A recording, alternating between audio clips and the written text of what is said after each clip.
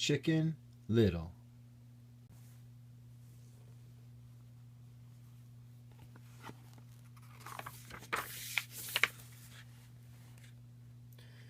My name is Chicken Little. I'm the cute one with the glasses. I live in Okie Oaks with my dad and my best friends in the whole wide world. Runt, Abby, and Fish.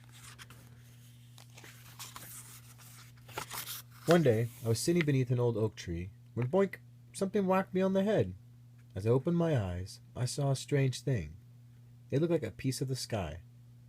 I didn't want anyone to get hurt by pieces of the falling sky, so I quickly spread the news.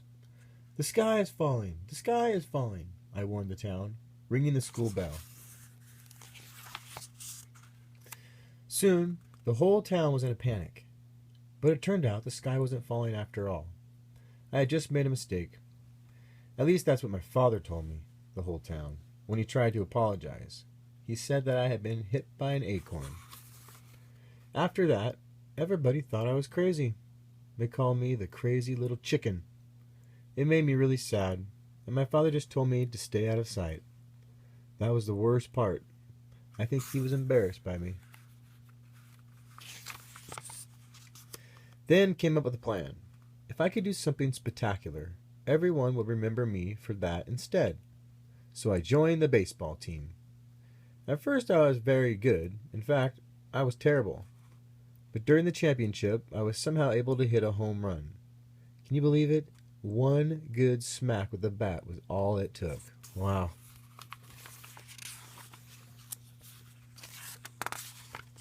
I became the star of the town. Everybody talked to me and wanted to be my friend.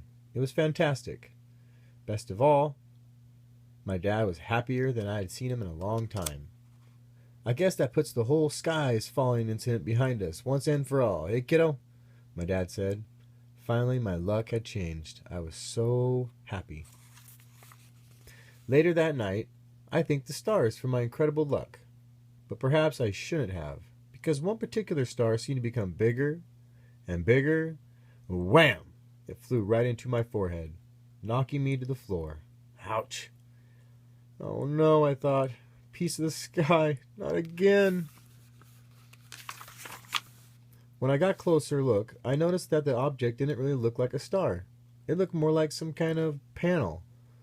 Then it did the strangest thing. It started to blend right into the floor. Instantly I knew I had to get rid of it. No one would believe me this time, and I would be the crazy chicken all over again. Finally, I called my friends for help. I'm sure there's a simple, logical explanation, Abby said. I don't care what it is, I replied. I just want it gone for good and everything back to normal. Meanwhile, Fish actually thought the panel was interesting when he noticed a button on the back. He pushed it. Suddenly, the panel began to shimmer and glow and shake, but that wasn't all. The panel rose into the air, and suddenly Fish hopped on top. Then the panel began to zip around the room. Fish seemed to enjoy the ride, but in a flash the panel flew out of the window along with Fish. Abby, Runt, and I chased the panel all over the baseball stadium, but the panel and Fish had vanished. Then, and right in front of our eyes, a giant spaceship appeared and landed on the field.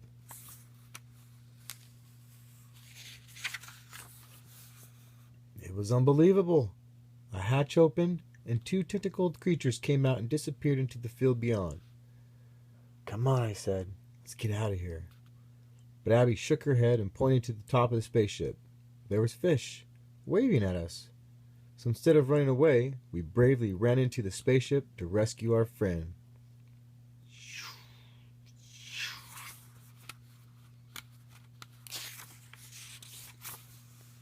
Inside the ship, I noticed a little orange furry thing. I didn't know what it was. I tried winking at it, and it actually winked back. Hey, what are you doing? Called Abby. Come on. I raced down the hallway to join my friends. Luckily, we found Fish quickly, but just as we were about to leave the ship, we discovered a huge map of the solar system. Each planet was crossed out with a red X, except for one. Planet Earth was surrounded by a giant red circle. We're next, I whispered. The aliens were obviously planning to invade Earth. Suddenly, we realized that the aliens had returned to the ship, and when they spotted us, their eyes turned red. We had to run really fast, but the aliens chased us. The school bell, Abby cried suddenly. We've got to ring the school bell to warn everyone. We ran out of the alien ship and towards its bell tower, carefully avoiding the aliens' sharp, rotating blades. We didn't know what the orange furry thing had jumped off the spaceship, too. Anne was following us.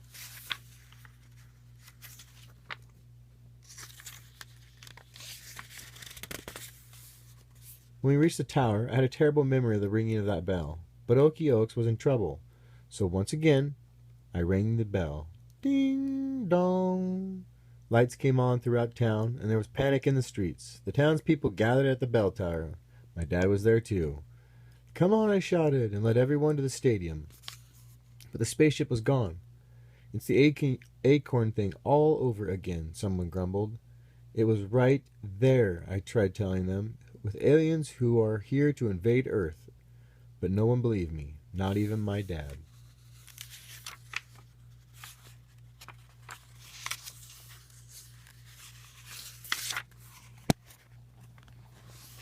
I was very sad. Abby, Runt, Fish tried to cheer me up, but it didn't help much. Then I heard someone crying. When I looked up, I saw the little orange furry thing from the spaceship. At first, I was a little scared and almost ran away. But Fish happily approached the creature and could actually understand what the furry thing was saying. Fish explained that the orange furry creature was just an alien baby. He had been left behind when the spaceship took off from the stadium. Now he was lost. But before we could do anything about it, a terrible rumbling filled the air. We looked at the sky and could hardly believe our eyes. A fleet of spaceships was attacking Okie Oaks. The alien baby happily jumped up and down at the sight. He eagerly ran to meet his parents. For the third time, everyone in town panicked, but I knew it was really an attack. The aliens just wanted to find their lost baby. Just then, my dad grabbed my arm. Get in the car, we gotta go. No, wait, it's actually just a rescue mission, I tried to explain. What? He asked. Forget it, I said. You wouldn't believe me anyway. You had it before, so why would you now? Instead, I chased the alien baby. I knew I could stop the attack if I could get him back to his parents. But first, I had to catch him. Whoosh! A speeding car was heading straight for the alien baby, who was trying to cross the road. I jumped to the rescue and barely avoided the car. He slammed through the doors of the town movie theater. My dad followed us inside. We got to get out of here, he said. No, wait. Just listen to me, I told him.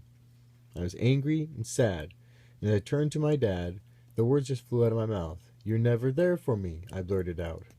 What? My dad asked, confused. I mean, you were there when I won the big game, but not when I thought the sky was falling, and not at the ball field. It was a relief to tell Dad how I truly felt. You've been ashamed of me since the acorn thing happened. I didn't realize, son, he began. I never meant to. The acorn, the sky. I mean, the whole. You're right, he finally admitted. I'm sorry. He hugged me really tight. It felt good, but really didn't have time for that. I showed him the alien baby. I could tell he couldn't believe his eyes, but then he pulled himself together. Just tell me what you need me to do, son. He was on my side now. Quickly, we ran towards City Hall, where the big spaceship was hovering. We climbed the stairs and popped the lid off the dome of the building. Dad handed me the baby, and I lifted him up into the air. Here's your kid, I shouted, and the spaceship sent out a bright beam and zapped up the baby and me and Dad.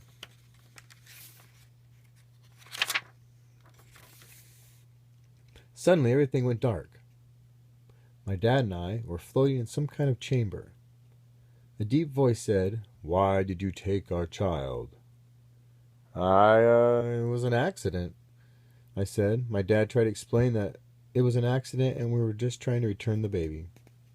You have violated intergalactic law. That sounded bad. I was terrified. Suddenly, two other sets of eyes appeared. We heard the baby alien babbling something. Then a soft female voice said, "Honey, he's saying they're telling the truth. It was just a misunderstanding." "Well, then this is awkward, huh?" answered the deep voice. A moment later, we landed on the floor of the spaceship. The aliens were called Mel and Tina. They took us outside where the alien troops were fixing the town, putting everything back to normal. I cannot tell you how sorry we are for this whole misunderstanding, Mel told my dad. If it hadn't been for my son, your son there, we might have vaporized the whole planet. Soon it was time for the aliens to leave. Sorry again, Mel said to my dad.